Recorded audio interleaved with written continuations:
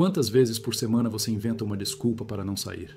Quantas vezes olha para o celular esperando uma mensagem que nunca chega e quando ela chega, não responde? O problema não é falta de tempo, nunca foi. É que ficar sozinho, mesmo que doa, virou mais confortável do que encarar a própria fraqueza emocional exposta em uma conversa real. Há uma mentira circulando disfarçada de sabedoria emocional. Gosto da minha própria companhia. E tem gente repetindo isso como se fosse virtude, quando na verdade é uma cortina de fumaça para justificar o isolamento. A autossuficiência é diferente de fuga. A maioria das pessoas que dizem não precisar de ninguém estão, na verdade, se defendendo de uma rejeição que nunca superaram. Montaram um castelo de gelo achando que é liberdade, quando na verdade é só medo congelado. Nietzsche dizia: aquele que tem um porquê para viver pode suportar quase qualquer como. Mas e quando o porquê começa a sumir porque não há ninguém ao redor para compartilhá-lo? A vida perde nitidez quando não há testemunhas. Ninguém está prestando atenção nas suas vitórias. Ninguém vê as quedas. Ninguém nota que você sumiu. É aí que a solidão deixa de ser uma escolha e vira sentença. Não adianta ser socialmente funcional se por dentro você está em colapso. Um bom emprego, uma rotina cheia, uma timeline movimentada. Tudo isso engana bem. Mas no fundo, quando a porta se fecha, o quarto escurece e o celular silencia. Vem aquele vazio que parece morder por dentro. A solidão não começa quando estamos sozinhos. Ela começa quando estamos rodeados de gente. E ainda assim não conseguimos mais nos conectar. Você já parou para pensar que talvez o maior responsável por sua solidão seja você mesmo? Não o mundo, não os outros. O fato de ter se tornado uma pessoa que deixou os laços apodrecerem porque exigia demais ou oferecia de menos. E dizia: "Tô ocupado", quando na verdade só queria evitar o risco de se frustrar com um encontro sem graça. Que riu por educação e fingiu interesse só para sair mais rápido do café. A vida social virou performance, e performance não cria vínculo, só esgota. Vivemos num tempo onde todo mundo quer conexão instantânea, mas ninguém quer vulnerabilidade. Você se acostumou a fingir intimidade com emojis e áudios curtos, mas isso não basta. Intimidade real é suada, exige presença, paciência e escuta. E a maioria não tem mais estômago para isso. Preferem a falsa leveza de um "depois a gente marca". É preciso dizer, solidão crônica não é azar, é negligência emocional. Cuidamos da pele, dos músculos, da carreira, mas deixamos as relações mofarem. Achamos que elas se mantêm sozinhas como se fossem plantas de plástico. E aí, um dia, acordamos cercados de contatos, mas sem um único amigo verdadeiro. Sartre escreveu que o inferno são os outros. Muita gente repetiu isso como desculpa para se isolar. Mas o que ele queria dizer é que nos outros vemos o reflexo de quem somos. Fugir dos outros é, no fundo, uma tentativa desesperada de fugir de si mesmo. Você se afasta, cancela encontros, evita conversas profundas porque sabe que, se alguém olhar muito de perto, vai ver o que você esconde até de si mesmo. Você não está sem amigos porque ninguém presta, está sem amigos porque desaprendeu a se relacionar, porque virou especialista em manter distância emocional, porque se viciou na proteção que a solidão oferece, mesmo sabendo que essa proteção cobra juros altíssimos. E no fundo, sabe o que mais dói? É que você lembra como era antes. Quando rir com alguém era fácil. Quando ficar horas conversando parecia natural. Quando a vida tinha rostos, vozes, cheiros e não só notificações, mas isso não some, isso não morre, só adormece. E pode acordar de novo, se você tiver coragem de enfrentar o desconforto de recomeçar do zero. Porque é exatamente esse desconforto que você tem evitado, enquanto culpa o mundo por algo que, honestamente, é sua responsabilidade. A desculpa é sempre a mesma. Não tenho tempo. Mas tempo para quê, exatamente? Você acorda, engole um café, corre para trabalhar, volta para casa exausto, afunda no sofá, abre uma tela, fecha outra. E quando percebe, já passou mais um dia onde ninguém te tocou de verdade. Nem uma conversa que vale a pena lembrar, nem um olhar que te tirasse do automático. Apenas compromissos, prazos, notificações e uma falsa sensação de ocupação. Tem gente que vive assim por décadas e ainda se orgulha. Como se estar ocupado fosse sinônimo de valor pessoal. A sociedade transformou a produtividade num vício elegante. Corremos como ratos em rodas que não levam a lugar algum, convencidos de que sucesso é estar sempre fazendo algo. Mas no final, o que sobra é cansaço, frustração e uma solidão disfarçada de eficiência. A verdade? Você trocou conexões humanas por metas. Abandonou vínculos em nome de um desempenho que nunca é suficiente e ninguém te contou que isso cobra um preço, um alto. Porque, no fundo, o ser humano não suporta viver apenas para si. Simone de Beauvoir dizia que o outro é condição indispensável para a própria existência. Sem ele, você se apaga. apodrece por dentro enquanto continua a funcionar por fora. A solidão moderna não é o silêncio ao redor, é o barulho constante que impede o encontro. É estar tão imerso no próprio cronograma que a ideia de parar para ouvir alguém de verdade parece perda de tempo. Mas como você quer ser compreendido se nem se permite mais escutar? Como espera relações profundas se vive fugindo do desconforto que toda intimidade carrega? A rotina se transformou em trincheira. Uma maneira de justificar a ausência, de mascarar o medo de ser visto de perto. Você diz, estou focado, quando na real está fugindo. Porque dar espaço para alguém entrar exige abrir mão do controle, lidar com o imprevisível, com o incômodo de não estar no comando. Mas toda relação real é descontrole. E se você exige previsibilidade de tudo, vai acabar sozinho com sua agenda impecável e um vazio que não preenche com nenhum aplicativo. A tecnologia nos deu acesso, mas nos roubou profundidade. A cada nova ferramenta que encurta distâncias, a distância emocional aumenta. Estamos todos conectados, mas ninguém se ouve. Conversas viraram troca de informações rápidas, com zero presença. Encontros viraram stories. Emoções viraram reações. Tudo eficiente, tudo limpo, tudo superficial. E o mais irônico, mesmo rodeado de gente, você sente que ninguém te conhece de verdade. Não porque elas são rasas, mas porque você se tornou inalcançável. Colocou tantas camadas de proteção, tanto filtro de comportamento, que até você já não sabe direito onde termina a máscara e começa o rosto. Você se convenceu de que está focado nos objetivos, mas ignorou o principal. Metas não seguram sua mão quando a vida despenca. Não são os números da planilha que vão te visitar no hospital. Não são os seguidores que vão te ouvir quando tudo der errado. No fim, só permanecem os vínculos que você cultivou ou a ausência deles. O autoabandono começa disfarçado de produtividade. E ninguém percebe até ser tarde. Você sacrificou encontros por entregas, trocou conversas por reuniões, cancelou jantares com desculpas elegantes e agora vive uma rotina tão eficiente quanto estéril. E aí vem aquele domingo à noite, aquela sensação de desamparo que nenhuma série resolve, aquela pontada no peito quando vê um grupo de amigos rindo na rua, aquela vontade de estar em outro lugar, qualquer lugar, onde você não se sinta invisível, e então bate. Você criou a vida que queria, mas ela não te quer de volta. Porque o que te mantém em pé durante a semana não sustenta sua alma. Kierkegaard dizia que o maior desespero é não ser fiel a si mesmo. E talvez seja esse o nome do seu mal-estar: traição. Você traiu o que era mais humano em você. A capacidade de se vincular, de se deixar afetar, de parar para viver algo que não pode ser medido, mas que te dá sentido. O que mais precisa acontecer para você perceber que o caminho que escolheu está te secando por dentro? Que a solidão que te abraça à noite não é azar, mas consequência? Que as relações que você abandonou não vão esperar para sempre? Que esse distanciamento que você chama de maturidade é na verdade uma covardia bem maquiada? Não, você não está sozinho porque a vida é injusta. Está sozinho porque negligenciou o essencial enquanto corria atrás do acidental.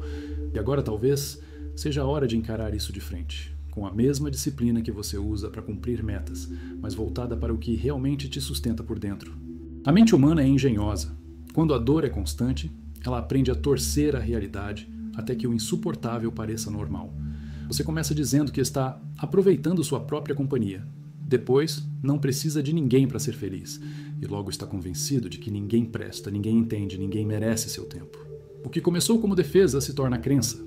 Uma crença que te afasta de tudo que um dia você precisou e ainda precisa, para não desmoronar. Só que existe um detalhe. O cérebro não é neutro. Quando a solidão se instala por tempo demais, ela altera a sua percepção. Deixa você mais vigilante, mais reativo, mais desconfiado. Você começa a ver ameaça onde só havia silêncio. Ver rejeição num simples "vou ver e te aviso". Uma ausência de resposta vira confirmação de que não gostam de você. Uma conversa rápida se torna desprezo. Você se transforma no seu pior intérprete da realidade. É como um vírus. A solidão, quando crônica, te convence de que você está sendo excluído quando, na verdade, é você quem está se excluindo. Ninguém te empurrou para fora. Você foi saindo devagar, recuando em silêncio, até virar espectador da própria vida. E depois, culpa o mundo pela plateia vazia. E é aqui que a identidade começa a se corromper. Você começa a se enxergar não como alguém solitário, mas como o tipo de pessoa que ninguém quer por perto. Essa história se instala na sua mente como um parasita. E como disse Carl Jung, enquanto você não tornar o inconsciente consciente, ele vai dirigir sua vida e você vai chamá-lo de destino. Você cria uma narrativa onde é o rejeitado, o ignorado, o que nunca é escolhido. E pior, os outros começam a acreditar nisso também.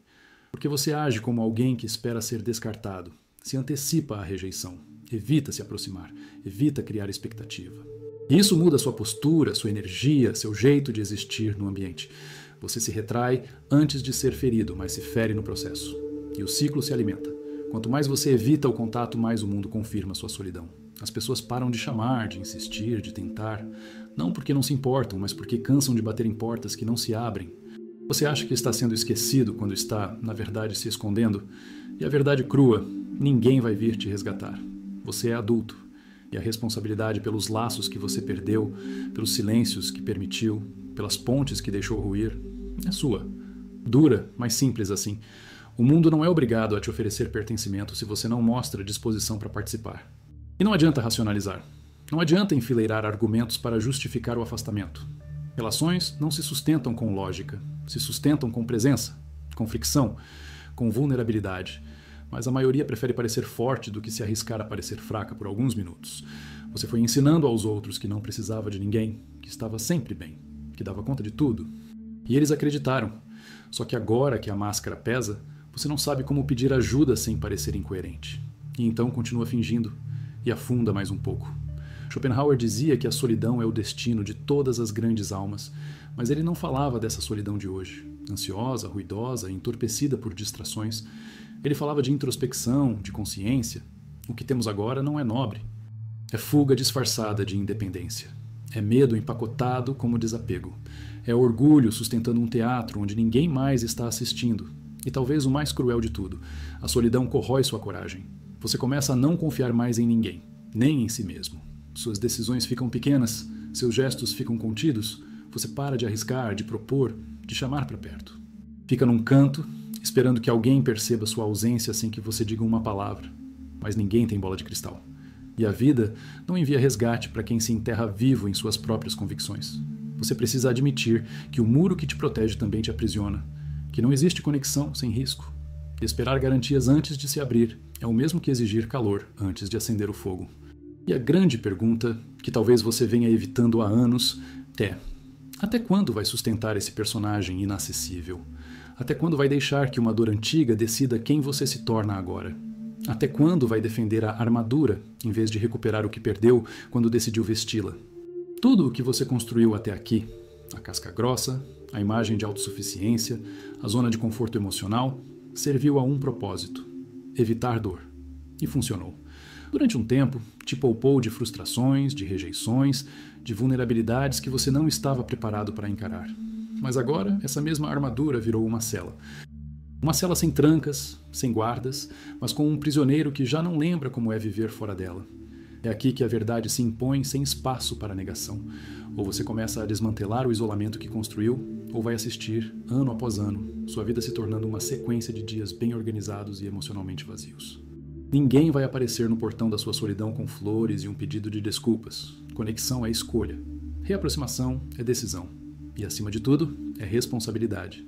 A coragem que você precisa agora não é a de enfrentar o mundo, mas a de abrir a porta para ele entrar, mesmo sabendo que pode não dar certo, mesmo sabendo que pode ser desconfortável, porque é justamente nessa vulnerabilidade que a vida começa de verdade.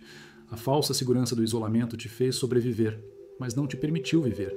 E viver exige fricção, presença, incômodo e afeto. Você vai ter que reaprender. Vai ter que marcar cafés mesmo com preguiça. Vai ter que mandar mensagens sem esperar a resposta perfeita. Vai ter que ouvir sem tentar controlar a narrativa. Vai ter que aceitar que vínculos fortes não surgem da noite para o dia e que o outro, assim como você, também é imperfeito, falho, complexo. Mas é nesse atrito que a humanidade acontece. A lógica da conveniência matou a profundidade. Você se acostumou a relações fáceis, rápidas, previsíveis, só que as relações que realmente curam não são fáceis. Elas exigem tempo, presença e, principalmente, disposição para ser visto de verdade. Enquanto você seguir esperando que o mundo te aceite sem mostrar quem é, vai continuar no mesmo lugar, cercado de superficialidade, vazio de pertencimento. Hannah Arendt dizia que ser humano é nascer de novo cada vez que nos colocamos em relação com o outro. E talvez seja isso que você esteja evitando. O risco de nascer outra vez. Porque isso exige abrir mão do orgulho, do discurso polido, do controle emocional. Exige voltar a ser iniciante, mesmo tendo cicatrizes de veterano. Mas é agora. Não daqui a 6 meses. Não quando a agenda estiver mais livre. Não quando alguém fizer o primeiro movimento. É agora. Porque se você esperar que a vida force esse despertar, ela vai fazer isso do pior jeito. Na dor, na perda, no luto de tudo aquilo que poderia ter sido cultivado, mas foi deixado de lado porque era mais fácil se proteger do que participar. A saída não é romântica. É brutal. É prática. É incômoda. Exige ação antes da vontade. Você não vai sentir vontade de sair do seu padrão. Vai ter que sair mesmo sem querer. Vai ter que quebrar o ciclo no ato. Falar quando preferia calar, mandar a mensagem, aceitar o convite, abrir espaço, deixar que te vejam, não a versão editada, mas a real. E se der errado, vai ter doído mais tentar do que continuar sozinho? Talvez, mas ao menos você não será mais cúmplice da própria prisão. E com o tempo, o músculo relacional enfraquecido vai se reerguer, devagar, mas firme, como toda cura que vem de dentro. Então, faça isso hoje. Incomode sua solidão. Não com mais distrações, mas com presença. Ligue para alguém, escreva para quem sumiu. Apareça onde normalmente você diria, depois eu vejo. E se não tiver ninguém, então procure, saia da toca, se exponha. Porque ou você se move, ou assiste a vida inteira passar pela janela da sua própria fuga. E principalmente, pare de esperar que as coisas melhorem sozinhas. Elas não vão. Ou você se levanta agora, ou a solidão continua no controle. E se for para ter medo, que seja o medo de passar mais um ano fingindo que isso não está te destruindo por dentro. Se alguma parte de você tremeu lendo isso, faça uma coisa simples. Compartilhe esse texto com alguém. Um amigo, um desconhecido, tanto faz. Não pelo conteúdo, mas pelo gesto. Porque abrir uma brecha, às vezes, é tudo o que a vida precisa para começar a entrar.